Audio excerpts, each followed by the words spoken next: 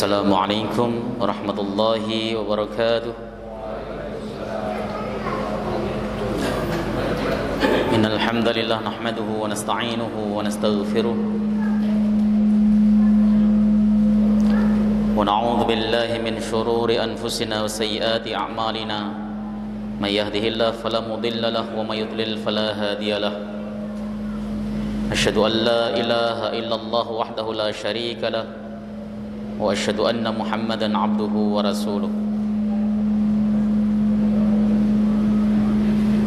Allahumma fassalli wa sallim wa barik ala hadzal nabiyil karim nabiyina Muhammadin sallallahu alaihi wasallam wa ala alihi wa sahbihi wa man tabi'ahu ila yaumiddin.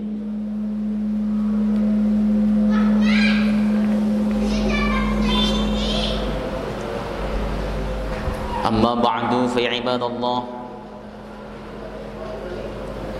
usikum nafsi wa iyaya bitaqwallah wa ta'atihi la'allakum tuflihun. Qala Allah ta'ala fi kitabihil aziz wa huwa asdaqul qailin, ya ayyuhalladzina amanu taqullaha haqqa tuqatih wa la tamutunna illa wa antum muslimun. Fa inna ahsanal hadis kitabullah wa khairul hadi hadi Muhammadin wa syarrul umur muhdatsatuha wa kullu muhdatsatin bid'ah wa kullu bid'atin dhalalah. Alhamdulillah, segala puji bagi Allah Subhanahu wa taala, Tuhan semesta alam yang telah memberikan kita nikmatul iman wal Islam wa sihatil badan, sehingga pada kesempatan malam hari ini kita bisa kembali melaksanakan ibadah salat maghrib berjamaah, disambung dengan halaqah sejenak dalam rangka membahas agamanya Allah Subhanahu wa taala. Salawat dan salam mudah-mudahan terus tercurah ke pangkuan Rasulullah Muhammad sallallahu alaihi wasallam beserta seluruh keluarga beliau, sahabat, kerabat dan pengikutnya, serta kita semuanya umat beliau, umat dakwah ijabah yang senantiasa istiqamah konsisten dalam menjalankan dan mengerjakan sunnah-sunnahnya hingga akhir masa nanti. Jamaah yang dimuliakan oleh Allah Subhanahu wa taala, kita kembali akan membahas kitab Taisirul Alam Sarah Umdatil Ahkam, masuk kepada pembahasan salat jama'.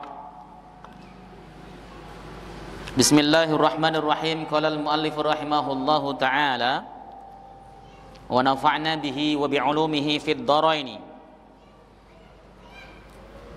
Rabbana shrah lana sudurana wa yassir lana umurana wahlul 'uqdatam min alsinatina yafqahu aqwalana. Amin ya rabbal alamin.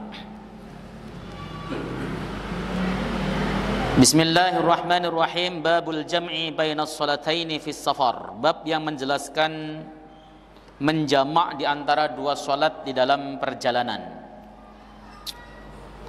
Lamma kana as-safaru madinatal masaqah rakhasa fihi syari'u ba'dar ruhasi fil ibadah taisiran ala ibadihi wa rahmatan bihim. Tatkala kita tahu bahwa safar itu merupakan tempat atau perkara yang berat, masaqah. Wong Nabi mengatakan as-safaru qit'atun minal azab.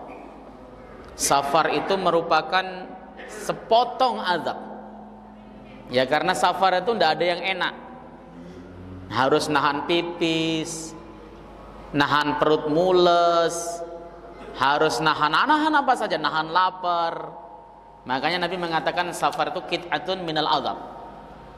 Sholat juga nggak bisa sempurna kalau di pesawat. Jadi kalau orang suka safar, suka pergi-pergian, tidak ada tujuan syariat seperti pengen ibadah haji atau umroh atau pengen berdagang atau kerja dan sebagainya, ya berarti dia milih azab dong, gitu kan. Artinya apa ya? Kalau bisa safar, kalau nggak ada keperluannya itu ya nggak perlu. Keperluan itu ya belajar, cari ilmu, ke luar negeri, kemudian ibadah, kemudian berdagang, berbisnis, melakukan tugas negara, itu termasuk bagian daripada tujuannya. Makanya kalau antum lihat di dalam kitab-kitab fikih itu dikatakan bahwa melakukan safar jauh hanya sekedar pengen melihat-lihat negara, limujarati nadril balad misalnya, hanya pengen melihat keadaan negara, maka itu dianggap sebagai safar maksiat oleh sebagian ulama. Ya, kecuali safarnya itu memiliki tujuan syariat. Apa tujuannya? Berdagang, mencari ilmu, atau kemudian dia mampir dari umroh, mampir dari haji sebagai bentuk sampingannya, atau safar ini dalam rangka tafakkur dan tadabbur. Dia mungkin pikirannya lagi suntuk, pikirannya lagi gak karu-karuan, banyak masalah, kemudian dia pengen refreshing, misalnya ke puncak, itu bagiannya diperbolehkan. Kenapa? Ada ghardu syar'i, ada tujuan syariat. Kalau tidak ada, hindari saja. Safar itu qit'atun minal azab, kata Nabi, sepotong dari azab. Tidak enak orang safar itu. Ya, antum yang misalnya biasa keluar negeri ke sana, dianggap pas perjalanannya tetap nggak enak. Ya, nggak enak. Maka syariat memberikan rukhsah, ya, di dalam pelaksanaan ibadah ada keringanan.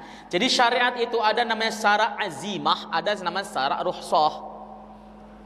Azimah itu mengerjakan syariat penuh sesuai dengan aturan yang berlaku. Salat zuhur misalnya 4 rakaat, ya 4 rakaat itu namanya azimah. Mengerjakan salat di waktunya itu namanya azimah. Ya. Mengerjakan puasa di bulan Ramadan itu namanya azimah. Nah, di samping azimah ada namanya rukhsah, keringanan syariat. Keringanan syariat itu adalah bentuk daripada Allah Subhanahu wa taala memberikan rahmat dan juga mempermudah kita kaum muslimin, begitu.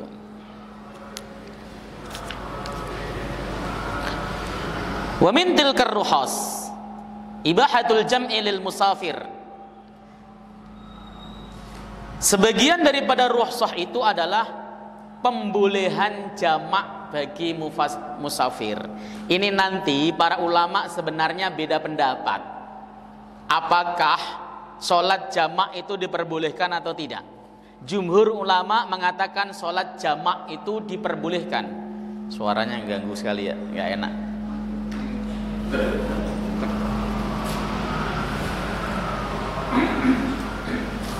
Tes. Jadi sebagian ulama mengatakan sholat jamak itu bertabrakan dengan Al-Quran. Kalau jumhur kan jelas, kalau hadisnya ada kok, hadisnya sharih, hadisnya jelas, Nabi juga melakukan, maka oleh sebab itu sholat jamak itu disyariatkan.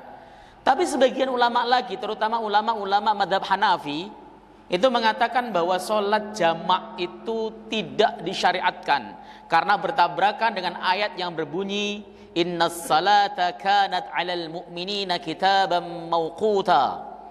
Sesungguhnya sholat itu diwajibkan atas orang-orang mukmin dengan waktu yang telah ditetapkan. Waktunya itu ditetapkan, zuhur ya waktunya zuhur, asar di waktu asar. Nggak boleh mengerjakan sholat zuhur di waktu asar atau mengerjakan sholat asar di waktu zuhur. Itu perspektif Abu Hanifah.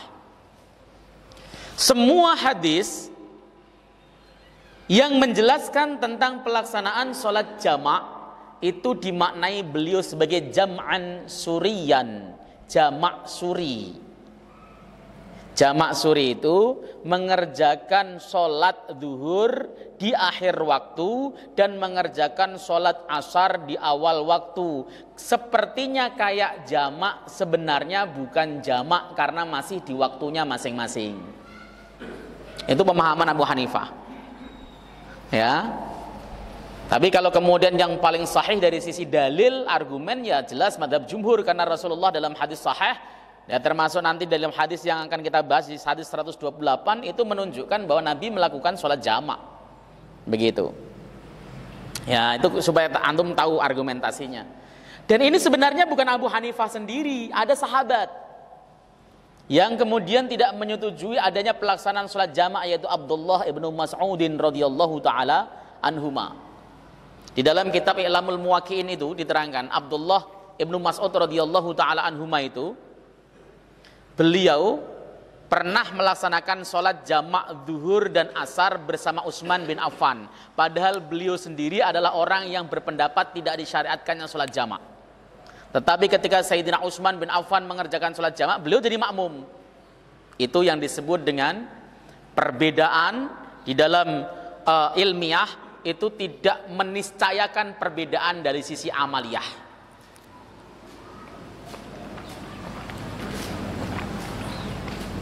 Orang-orang, para ulama itu, mereka biasa berdiskusi panjang terkait suatu persoalan. Ini namanya perbedaan dari sisi ilmiah. Debat panjang lebar terkait masalah sesuatu, misalnya contoh keabsahan, mana yang paling sahih dari sisi dalil sholat tarawih 11 atau 23, itu silahkan berdebat panjang dari sisi ilmiah. Tapi dari sisi amaliyah ya mereka biasa saja.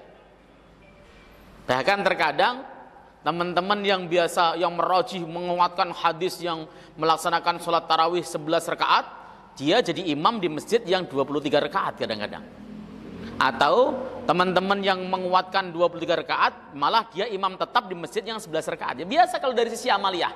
Ini yang harus kemudian kita pupuk, Pak. Perbedaan dari sisi ilmiah itu tidak meniscayakan perbedaan dari sisi amaliyah. Ya ilmiah saja, kita diskusi, adu dalil, adu argumentasi. Ya, tetapi dari sisi amaliyah, selagi apa yang dikemukakan oleh saudara kita itu memiliki argumen dalil yang sahih, welcome kalau saya. Contoh misalnya mengerjakan sholat. Kita paling gampang contohkan sholat 2 rakaat itu ada yang tawaruk, ada iftirash. Tarjih Muhammadiyah memilih yang tawaruk, ya. Sementara di dalam sifat sholat Syekh Albani memilih yang iftirash, ya. Silahkan kalau mau ada diskusi, adu kuat dalil, adu argumen, adu usul fikih, silahkan. Tapi dari sisi amaliyah ya biasa saja. Orang Muhammadiyah yang iftirash banyak, orang salafi yang kemudian tawaruk juga banyak. Santai, itu namanya dari sisi amaliyah. Tidak usah kemudian kagetan jadi orang. Nah di sini juga dikatakan begitu. Sholatnya Ibnu Mas'ud itu berpendapat sholat jamaah itu tidak disyariatkan. Tapi ketika yang jadi imam Utsman bin Affan, beliau mau jadi makmum. Ini yang namanya berbeda dari sisi ilmiah, tidak meniscayakan perbedaan dari sisi amaliyah. Supaya Bapak paham. Karena kita biasanya orang awam, orang yang nggak terlalu pintar ngaji itu, kalau perbedaan ilmiah ya pasti berbeda amaliyah. Dan itu kemudian kita membikin membikin blok untuk diri kita supaya tidak ada pendapat apapun yang masuk ke dalam tubuh kita. Nah itu yang kemudian menjadikan kita inklusif atau eksklusif seperti itu. Baik. Fawaidu muta'alliqatun bil jam'i bainas sholataini. Ada beberapa faedah yang berhubungan dengan jamak di antara dua salat. Yang pertama, al jam'u bainas sholataini la yajuzu illa bainadz zuhri wal 'ashr jam'a taqdimin wa ta'khirin, wa bainal maghribi wal isya'i jam'a taqdimin wa ta'khirin, wa la yajuzu baina ghairihima. Menjamak dua salat itu tidak boleh dilakukan kecuali antara sholat duhur dan asar, baik jamak takdim maupun jamak takhir, dan antara sholat maghrib dan sholat isya, baik takdim maupun takhir. Tidak boleh menjamak selain itu. Misalnya asar dengan maghrib, tidak boleh. Isya dengan subuh, tidak boleh. Subuh dengan duhur, tidak boleh. Kenapa? Kok nggak boleh? Ya karena nggak ada tuntunan, contoh, sabda, perintah dari Nabi Shallallahu Alaihi Wasallam. Karena di dalam ibadah itu kan al aslu fil ibadah al butlan hatta yakuma ad dalilu al amrihi. Hukum asal dalam ibadah itu batil, nggak sah, nggak boleh dilakukan kecuali ada dalil yang memerintahkannya. Seperti itu kan? Nah. Ibadah mahdhah itu seperti itu. Nggak boleh kita kemudian ngarang-ngarang, oh yang penting saya kan ini baik, saya lakukan, nggak boleh. Untuk ibadah mahdhah harus ada dalil. Ibadah mahdhah. Makanya nanti ketika kita mau Sya'ban, ada sholat nisfu Sya'ban bagi sebagian orang misalnya, itu ditolak, itu termasuk bid'ah mungkarah. Kenapa? Karena sholat nisfu Sya'ban itu tidak wujud dalilnya, nggak ada dalilnya. Ketika tidak ada dalilnya maka tidak boleh dikerjakan. Ibadah mahdhah itu ibadah yang ada aturan spesifik, itu kaidahnya begitu, dan itu semua ulama menerima sebenarnya. Ya, tidak ada perbedaan dalam masalah ibadah mahdhah, itu harus ada dalil. Dalil itu bukan hanya sekedar contoh ya. Saya sering mengkritik teman-teman yang mengatakan ada contohnya, tidak. Loh, ibadah yang kita kerjakan itu mungkin beberapa hal tidak ada contohnya dari Nabi Shallallahu Alaihi Wasallam, tapi diperintahkan. Contoh apa? Nabi itu tidak pernah berdoa Rabbighfirli warham, Rabbighfirli wali walidayya warhamhuma kama rabbayani shaghira. Tidak pernah, karena dalam Sahih Muslim Allah Subhanahu wa taala melarang beliau untuk mendoakan, memintakan ampun kepada kedua orang tuanya. Berarti nggak pernah. Nah, tetapi kita kenapa dianjurkan? Ya karena Nabi menganjurkan dan Quran menganjurkan. Tidak dicontohkan tetapi sunnah bagi kita. Saya pernah iseng-iseng bilang bahwa umrah Ramadan itu tidak ada contohnya dari Nabi. Nabi umrah 4 kali itu semuanya bukan di bulan Ramadan. 3 kali di bulan Dzulqa'dah, 1 kali pas pada waktu beliau haji. Selesai. Berarti umrah Ramadan nggak ada contohnya. Ya betul nggak ada contohnya, tapi diperintahkan Nabi. Nabi mengatakan umrah di bulan Ramadan sebanding dengan haji bersama aku, katanya. Maka mengerjakan umrah Ramadan itu tidak berdasarkan contoh tapi berdasarkan dalil. Makanya yang benar itu bukan nanya ada contohnya tidak, tetapi ada dalilnya atau tidak. Begitu supaya paham.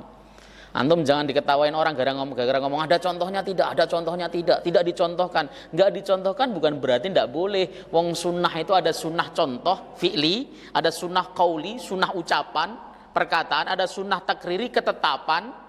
Ya, ada sunnah namanya hammi, cita-cita, seperti itu. Ya, jadi kalau kenapa nggak boleh antara subuh dengan zuhur? Ya karena memang tidak diajarkan oleh Nabi Shallallahu Alaihi Wasallam, nggak boleh.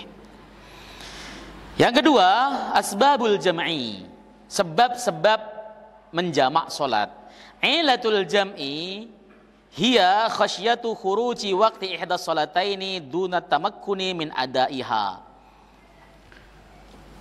Elat, alasan dari menjamak, karena kan di dalam ilmu kaidah fikih itu ada yang berbunyi al hukmu yadurru ma'ilatin wujudan au adaman. Hukum itu selalu berporos kepada elatnya, ada atau tidaknya. Jadi hukum itu pasti ada alasannya, ada elatnya. Ya. Misalnya contoh, khamr kenapa diharamkan? Elatnya karena dia muskir. Misalnya itu contoh, misalnya. Kenapa zina itu diharamkan? Karena merusak keturunan dan sebagainya. Itu contoh-contoh saja. Jadi hukum itu selalu berporos kepada elat. Kenapa rokok diharamkan? Ya karena muftir, mengendorkan saraf, menjadikan penyakit dan sebagainya. Lalu ada orang mengatakan begitu. Wah, merokok itu diharamkan alasannya berbahaya bagi tubuh. Kalau begitu makan durian juga haram, makan kambing juga haram. Tidak seperti itu. Tanzil dalam kita menerapkan tahrijul manat, ya, tahqiqul manat, itu tidak seperti itu.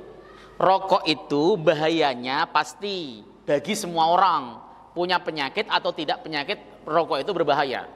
Makan daging kambing dan makan durian itu tidak berbahaya bagi banyak orang, berbahaya bagi orang yang darah tinggi.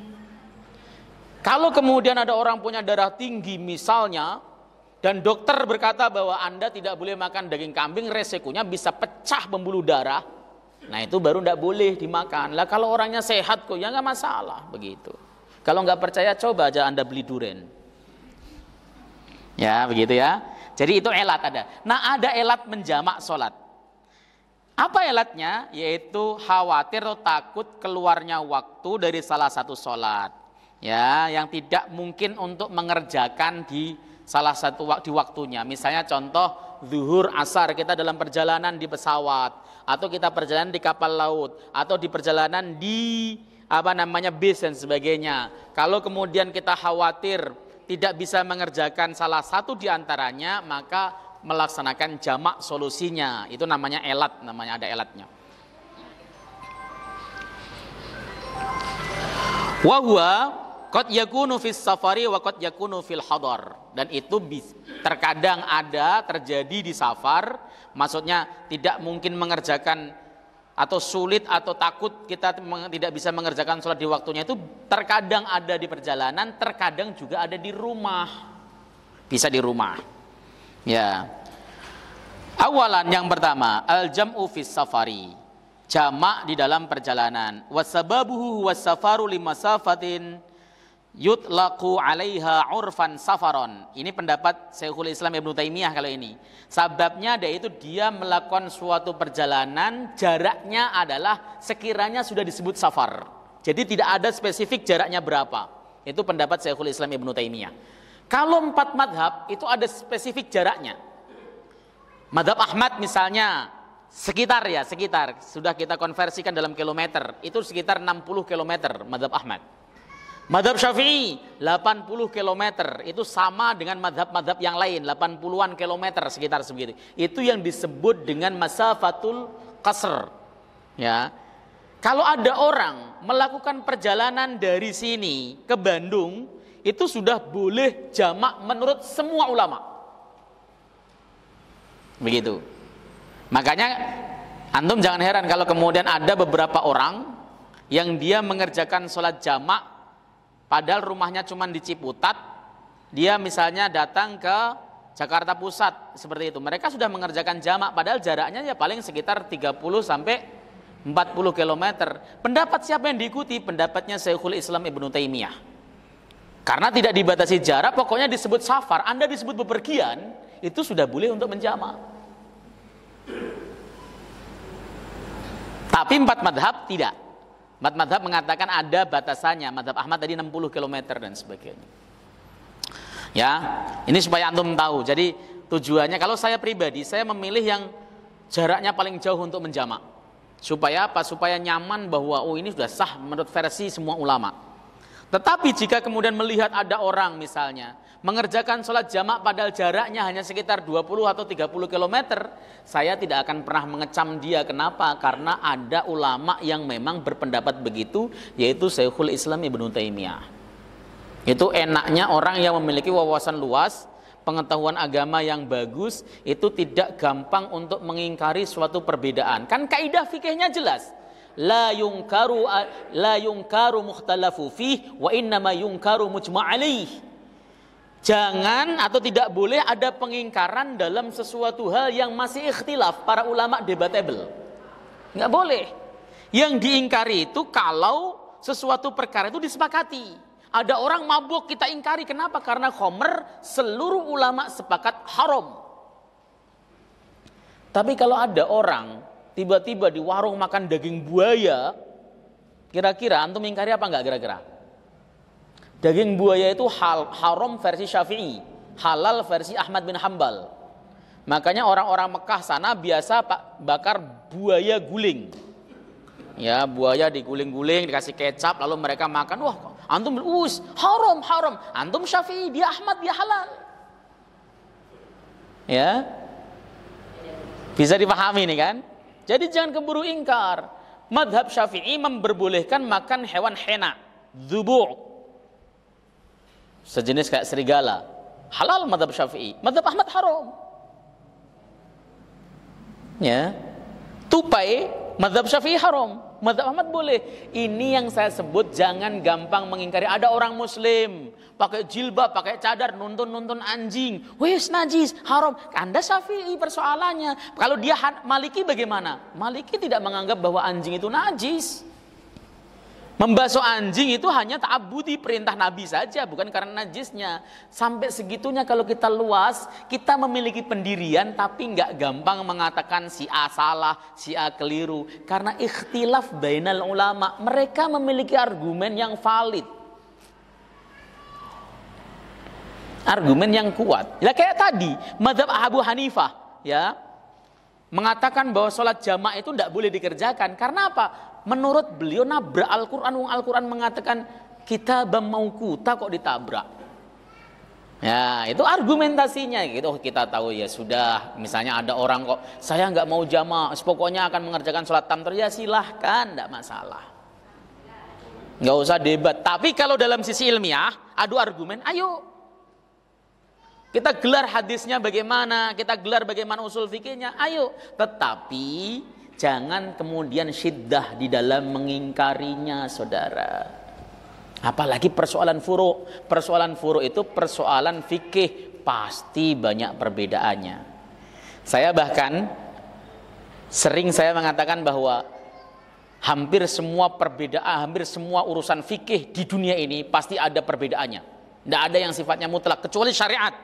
Haramnya babi itu jelas. Ya, kemarin saya bilang bahwa para ulama itu sepakat riba itu haram. Para ulama sepakat, tidak ada khilaf.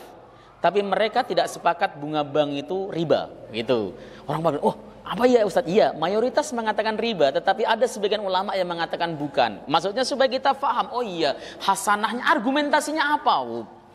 Mereka menggunakan argumentasi yang tidak ringan, kuat juga.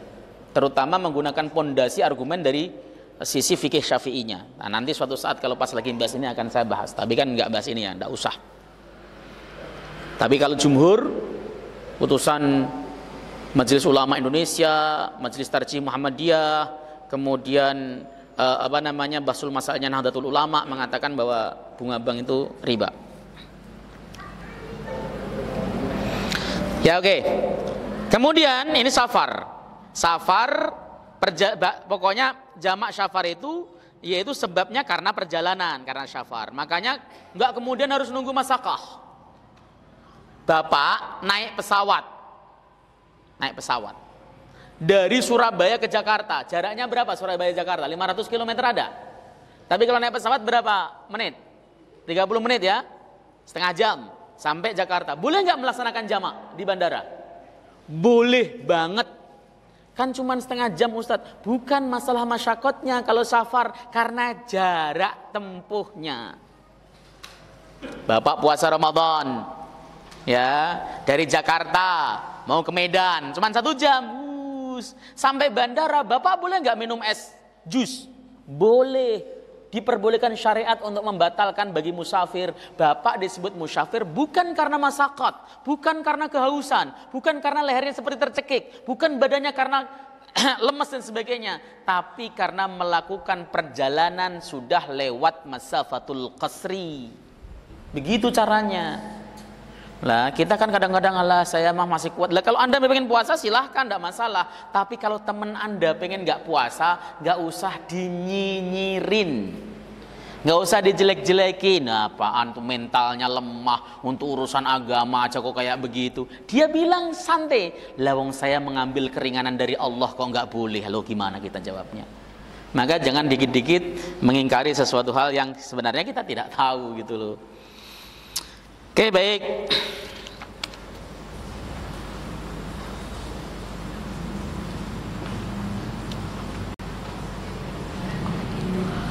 Sanian, yang kedua, al-jam'u fil hadar walahu asbabun minha al-mataru wal wahlu syadidu wal maradu wal haufu wa minha al-jam'u lil hajjatil 'aridah. Melaksanakan jamak di rumah. Boleh? Boleh. Apa sebabnya? Yang pertama hujan lebat. Kalau hujannya tidak lebat, ulama beda pendapat. Ada yang boleh, ada yang tidak. Al-Imam Al-Muzani mengatakan boleh. Tapi kalau hujan lebat semua boleh. Contoh salat maghrib nih kita. Pas salat maghrib, kita mau melaksanakan salat maghrib, hujan turun lebat. Imam boleh langsung mengumumkan, Mbak jamaah sekalian, nanti ketika kita salam assalamualaikum warahmatullah, kok hujan masih lebat, kita langsung melaksanakan salat jamak isya. Boleh? Boleh. Dan silahkan diambil, ini keringanan dari Rasulullah dan perlu kita kerjakan untuk memberikan teladan kepada anak cucu kita. Harus. Jadi jangan, wah saya masih kuat Ustadz. Bukan persoalan kuat tidak kuat. Apakah Anda mengira Rasulullah tidak kuat? Apa Anda mengira para sahabat itu imannya kalah dengan Anda? Ya, keringanan syariat. Syariat memberikan keringanan, kita kerjakan sebagai bentuk sayangnya Allah kepada kita. Kita kerjakan ya di masjid ini misalnya untuk memberikan pelajaran kepada anak cucu kita. Oh, kalau hujan lebat ternyata boleh menjamak. Aturannya apa? Selagi dia ketika salam Assalamualaikum warahmatullahi wabarakatuh masih hujan, dia boleh menjamak. Tapi kalau sudah reda, berhenti hujannya, sudah tidak boleh menjamak. Kenapa? Uzurnya hilang. Uzurnya kan karena hujan. Ya, itulah Islam. Islam itu enak sebenarnya. Kalau kemudian pas hujan Anda dipaksa untuk bolak-balik ke rumah takut masuk angin, licin takut kepleset, ya, takut kedinginan, itu Islam. Ya, bahkan dalam syariat hujan yang seperti apa? Hujan yang berpotensi membasahi bajunya. Ya, enggak usah kemudian kita merasa paling hebat, walah ini baju kan cuman segini saja, dinginnya juga enggak terasa, api neraka lebih panas. Ini kadang-kadang orang itu menggunakan ilmu sebagai landasan agamanya apa nafsu. Kalau ilmu tidak seperti itu, keringanan syariat ambil saja. Tapi diumumkan sama imam, jangan sampai imamnya juga nggak paham lagi. Itu repotnya kalau imam nggak paham fikih itu. Imam itu harus orang yang paling pintar fikihnya. Hujan lebat, masya Allah, hujan lebat, saudara. Sawusufakum, nanti kita selesai melaksanakan sholat maghrib. Jika selesai salam masih hujan lebat, maka kita langsung mengerjakan sholat isya, sholat jamak takdim. Gitu, langsung begitu salam ke hujan langsung takbir qomat, Allahu akbar, asyhadu an la ilaha illallah, Allahu akbar, sholat isya berjamaah. Boleh nggak? Boleh banget. Ulama sepakat, tidak ada khilaf. Tidak ada khilaf. Atau banjir yang apa namanya, yang berpotensi. Ini contoh nih, misalnya di sini nggak hujan tapi banjir. Karena luapan sungai atau apa banjir. Banjirnya sebetis, berpotensi membasahi pakaian antum. Itu juga boleh untuk melaksanakan sholat jamak.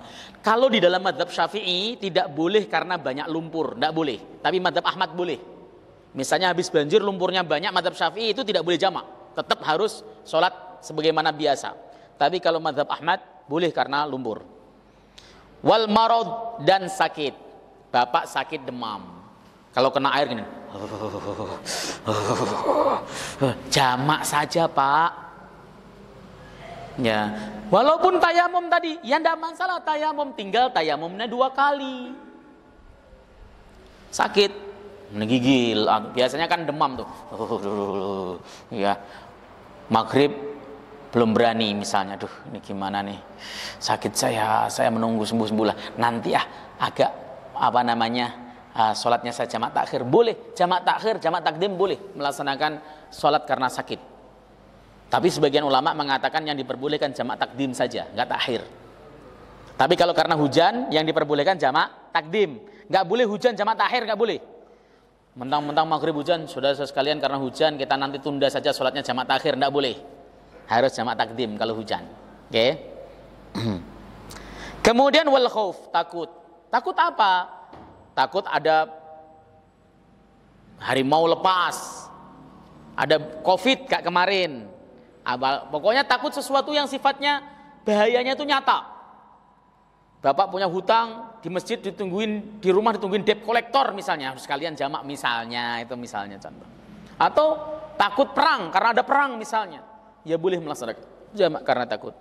Nah ini yang terakhir di sini, wa minhu al-jam'u lil hajatil 'aridah. Di antaranya adalah melaksanakan jamak, atau di antara sebabnya adalah melaksanakan jamak karena ada kebutuhan yang datang.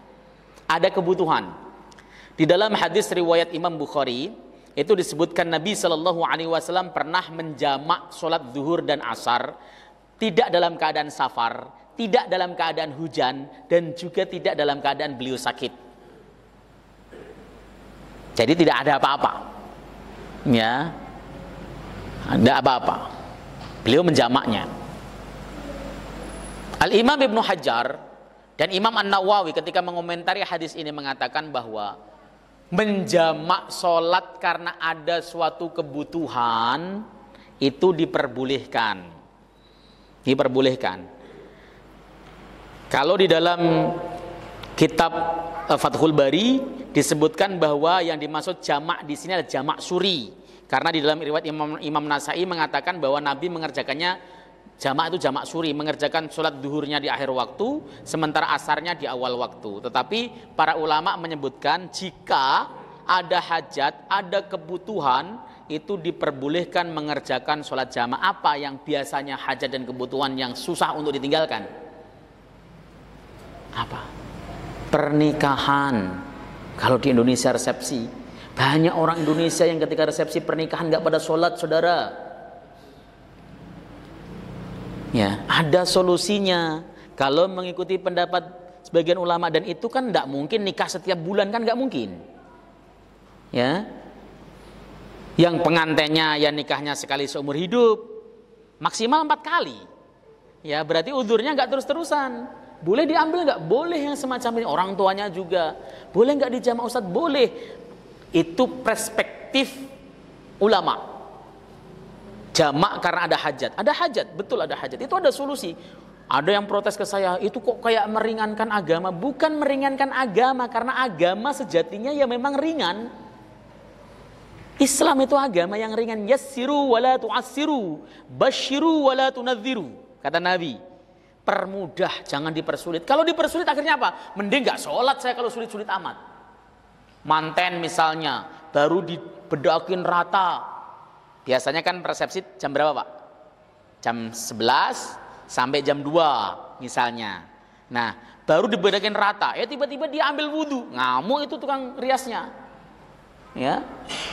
Atau kalau enggak dia akan mendapat kena cas yang gede lagi.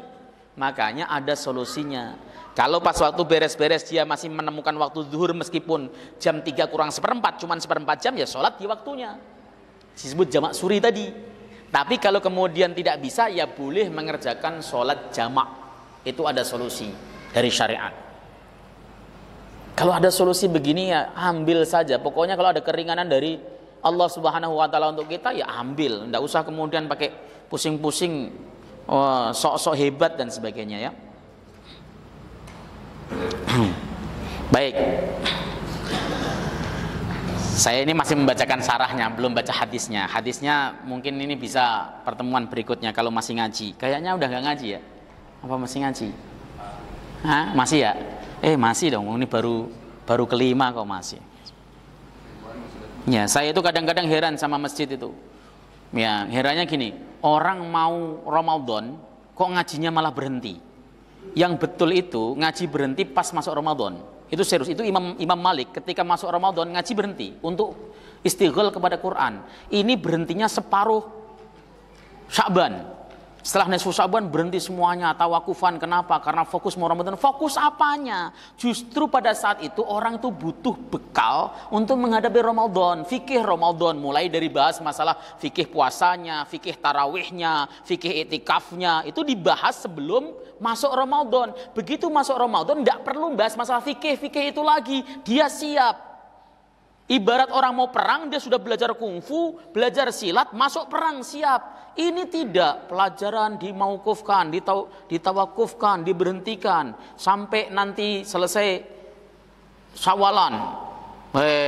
Akhirnya masuk Ramadan tanpa bekal apapun. Kajian fikih di bulan Ramadan, kajian fikih tentang etikaf di bulan Ramadan. Ini ibarat musuh sudah di hadapan mata, kita baru belajar silat.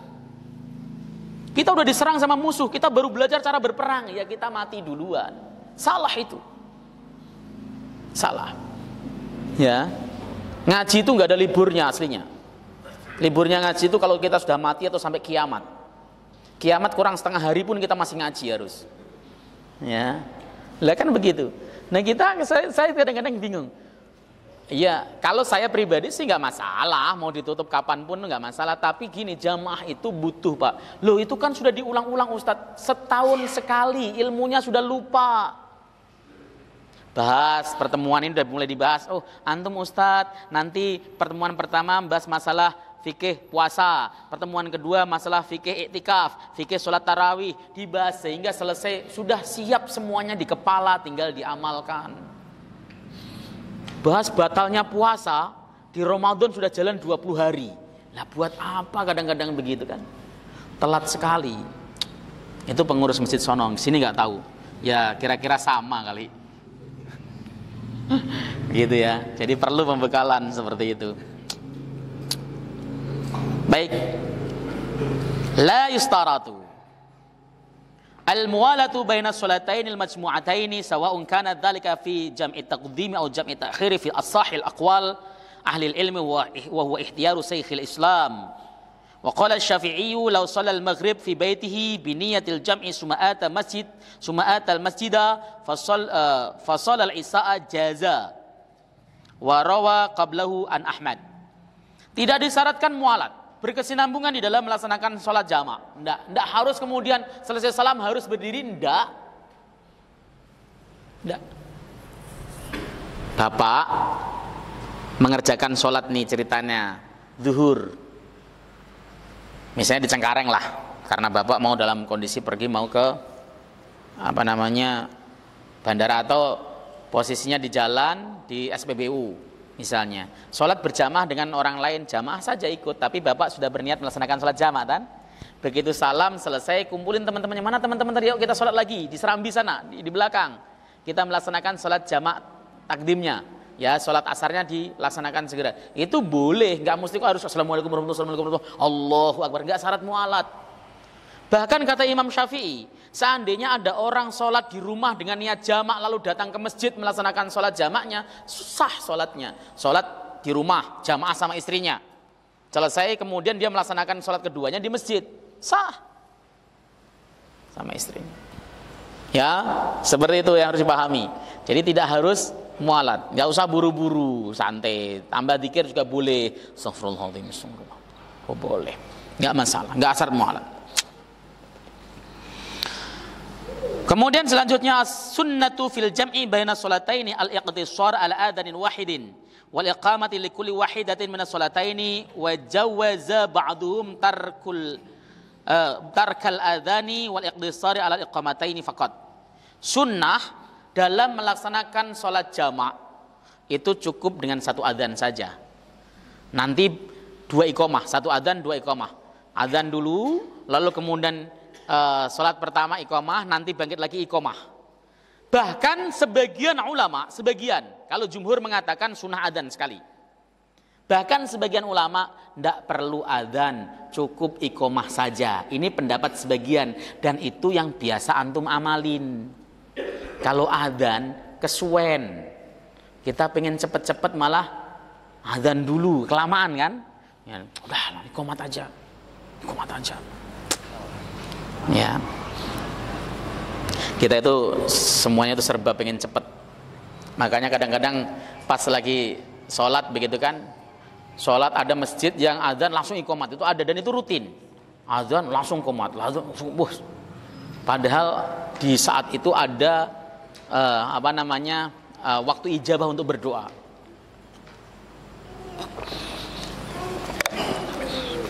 Baik. Wa yustaratu at-tartibu baina sholataini al-majmu'ataini fi as-sahih qaulai ahli ilmi.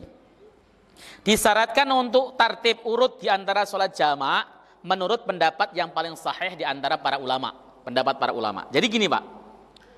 Kalau kita melihat atau menilik fikih Syafi'i, sholat yang disyaratkan untuk tartib urut itu hanya di sholat jamak takdim. Untuk jamak takhir enggak tartib juga enggak apa-apa. Kalau jamak takdim wajib tartib. Kenapa? Karena yang punya waktu, misalnya kita mau melaksanakan sholat jamak takdim zuhur dan asar, yang punya waktu itu sholat zuhur. Maka harus mengerjakan sholat zuhur dulu baru asar. Wajib kalau jamak takdim. Kalau jamak takhir yang punya waktu sholat asar. Maka boleh mengerjakan yang punya waktu dulu baru kemudian sholat duhurnya, atau boleh mengerjakan duhur dulu baru asar. Ya, tapi kalau di dalam pendapat yang paling kuat di antara 4 mazhab tersebut adalah urut saja. Pokoknya kalau mengerjakan sholat jamak itu ya duhur, asar, mau takdim mau takhir, yang penting mulai dari duhur terus ke asar. Sama maghrib isya, kalau mau takdim maupun takhir tetap maghrib isya. Meskipun kalau dalam versinya Syafi'i, takhir itu tidak disyaratkan tartib. Bebas. Makanya sering saya bilang, mengerjakan sholat yang paling ringan syaratnya sebenarnya adalah sholat jamak takhir rasanya daripada takdim. Takdim itu agak sedikit ribet, syaratnya banyak. Kemudian yang selanjutnya, al-afdalu tarkul jam'i li'annahu laisa minar ruhasil lazimah wa lam yakun nabiyyu sallallahu alaihi wasallam yuwadzibu alaihi illa li amrin 'arid. Yang utama itu ya tidak menjamak. Kenapa? Karena itu bukan merupakan rukhsah yang lazimah, rukhsah yang terus menerus. Dalam perspektif madhab Syafi'i, ya jika kita melakukan bepergian atau safar, itu dianjurkan mengambil rukhsah. Sebagian berpendapat begitu. Ada yang mengatakan enggak, tetap utama kalau bukan madhab Syafi'i, madhab Hanafi. Madhab Hanafi itu kalau kita bepergian utama mengambil rukhsah. Kalau madhab Syafi'i enggak, boleh mengambil rukhsah, boleh tidak mengambil rukhsah. Bapak pengen jamak boleh, enggak jamak juga enggak apa-apa. Tapi kalau di dalam kitab ini menurut pendapat yang paling kuat adalah utamanya tidak menjamak kalau memungkinkan itu dan tidak kelewat waktu, sebab jamak itu bukan termasuk rukhsah yang lazimah, rukhsah yang terus menerus, dan Nabi juga tidak rutin mengerjakan itu terus menerus. Begitu ya. Kemudian al-aslu an tuaddiya ya. Kulla sholatin fi waqtiha. Hukum asal adalah an tuadda aja. Al-aslu an tuadda kullu sholatin fi waqtiha. Hukum asal adalah mengerjakan sholat ya di waktunya. Ya, zuhur ya di waktu zuhur, asar di waktu asar, itu hukum asalnya sebenarnya. Maaf, kalau kemudian ada yang mau melaksanakan sholat jamak, yaitu rukhsah syariah. Ya, orang Muslim, ya itu diperbolehkan untuk mengambil jamak takdim ataupun jamak takhir suka-suka dia. Bahkan di sini dikatakan tidak disyaratkan niat, ya pada jamak dan qasar. Itu pendapat Syekhul Islam Ibnu Taimiyah. Kalau madhab Syafi'i harus niat. Bapak nih, ini saya kasih contoh.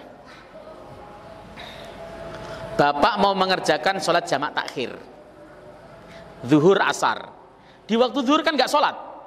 Pada saat waktu zuhur itu Bapak harus berniat di dalam hati untuk mengerjakan sholat zuhur jamak takhir. Wajib versi madhab Syafi'i. Saya berniat mengerjakan sholat fardu zuhur dalam hati itu, dalam hati. Ya, atau gini sajalah bahasa gampangnya. Saya nanti mau mengerjakan sholat zuhurnya di jamak takhir saja. Seperti itu boleh. Itu termasuk niat di waktu yang pertama. Ya. Jangan kemudian tidak niat sama sekali. Tidak boleh kalau Syafi'iyah. Tapi menurut Ibnu Taimiyah boleh. Tidak wajib niat. Pokoknya yang penting ketika kita dalam perjalanan, ini kok nggak kekejar, jamak takhir sajalah, itu sudah termasuk dalam kategori yang diperbolehkan. Seperti itu ya. Ini adalah khilaf bainal madzahib. Wallahu taala alam. Saya belum membahas masalah hadisnya secara full. Kita hanya mukadimah di masalah sholat jamak, karena diterangkan dalam kitab ini ada faedah-faedah yang berkaitan dengan sholat jamak, supaya kita minimal sudah tahu medannya ketika nanti membahas hadis-hadis tentang masalah sholat jamak. Ada muskil, ada pertanyaan yang diajukan? Monggo. Kalau batas waktu kita bisa jamak itu, kita masih ada perbedaan. Kalau misalnya kita jalanan lah, misalnya umroh gitu atau apa, kita bisa selama kita di sana, itu kita bisa jamak, gitu kan? Nah, sampai batas mana waktunya gitu yang kita bisa untuk melakukan sholat jamak? Iya. Meskipun boleh sholat jamak, tapi saya menyarankan tidak menjamak. Karena sholat sholat sesuai dengan waktunya lebih baik ketika kita dalam posisi tidak terlalu sibuk. Itu yang pertama. Yang kedua, kita bisa melaksanakan sholat jamaah terus-terusan dengan ribuan orang, bahkan jutaan orang. Itu begitu. Nah, sholat jamaah itu nanti ada aturannya. Kalau kita musafir, misalnya contoh saya pengen bepergian ke Surabaya atau ke Mekah. Kalau di schedule-nya saya akan tinggal di Mekah, itu misalnya 4 hari. 4 hari itu 4 hari yang bersih, 4 hari bersih. Maka begitu sampai Mekah saya tidak boleh menjamak. 4 hari bersih itu artinya 4 hari yang betul-betul tinggal di sana, dipotong perjalanan datang dan perjalanan pulang, 4 hari bersih. Berarti itu begitu sampai tidak boleh menjamak. Tapi kalau kemudian kita di sana hanya pengen tinggal 2 hari atau 3 hari, selagi di sana boleh menjamak terus. Ya, 2 hari. Oh, di sana berapa hari? Kata travelnya 4 hari. 4 hari itu biasanya plus hari datang dan hari pergi. Berarti yang efektif cuma 2 hari, itu masih boleh menjamak terus. Kalau kemudian kita ya ke Mekah, ada urusan, di samping umroh ada urusan, karena kita adalah petugas haji misalnya, yang harus negosiasi. Sampai kapan Anda di Mekah? Ya sampai urusan saya selesai. Saya tidak ada ketetapan mau sampai berapa dan sebagainya. Itu boleh melakukan sholat jamak selama 18 hari menurut madhab Syafi'i, ya, atau 17 hari menurut madhabnya Imam Ahmad bin Hanbal. Itu dasarnya ada dalam Sahih Bukhari yang 17 hari, setahu saya ingat saya, yang 18 hari itu ada dalam Sunan Abu Dawud. Kenapa Rasulullah SAW pernah menjamak selama itu ketika beliau haji wada? Ya, beliau ketika haji wada itu selama 18 hari itu beliau melaksanakan sholat jamak, terus masih boleh menjamak. Itu batasannya. Jadi ada ketentuan-ketentuannya. Kalau pas kita di sana tujuannya hanya sekedar beberapa hari saja, nggak lewat 4 hari, nggak 4 hari atau lebih, maka kita boleh menjamak terus. Tapi kalau kita mau seminggu di sana, begitu sampai sudah tidak boleh menjamak. Ya. Tapi kalau kemudian kita, saya nggak tahu ya sampai kapan ya, karena memang tugasnya sesuai dengan tugas saya, ada keluasan sampai 18 hari. Oke, begitu. Sudah cukup ya? Kita menghafal majelis. Subhanakallahumma bihamdika asyhadu an la ilaha illa anta astaghfiruka wa atubu ilaik. Allahumma shalli wa sallim wa barik ala hadzal nabiyil karim nabiyina Muhammadin wa ala alihi washabihi ajmain. Assalamualaikum warahmatullahi wabarakatuh.